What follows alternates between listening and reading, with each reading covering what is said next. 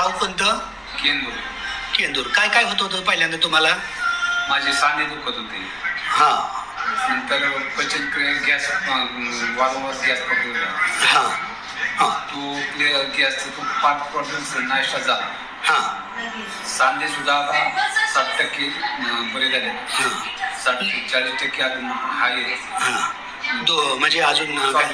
हा त्याची हो डोस चालू आहे अजून थोडे दिवस. बरं पहिलं तुम्ही कुठंच चालू शकत नव्हता, हलू शकत नव्हता, आता सहज हे करताय. सहज. हा हा हो सहज. नक्की ना?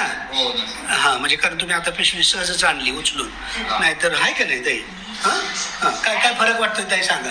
सगळं सांध्याचा त्याचा सगळा फरक वाटतो. कारण काय होतं, पहिलं ते गेंडा तिथून इकडं वर आणत उचलून ती मला आणायला लागायची. ती गेंडा उचलून वर आणलं कधी कधी दुखलं तर मग समजा नाही बी, पण जसं आहे तसं आणि त्यात सगळं व्यवस्थित चाललंय. फक्त आता शुगरमुळे ह्याच्यामुळे शुगर आहे अजून त्याला आपण थोडं आता शुगर चेक करायची पुढल्या वेळेला.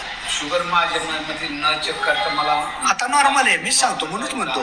हा कारण शुगरचा जो त्रास होत होता हा तो त्रास आता याचा त्याचा थोडा होतच नाही. आटोक्यात आला. हा हा सूज कमी झाली ताई. सूज कमी झाली आणि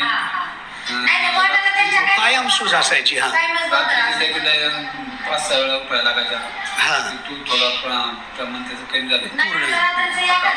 तसं होत आता एखाद्या वेळेस उठत असेल कधीतरी, ते काय एवढं तेवढं. 1-2 वेळा होतीच, भरणार होत ना. हा थोडंफार होणार. बाकी बरं. एकूण खुश आहात तुम्ही? हो.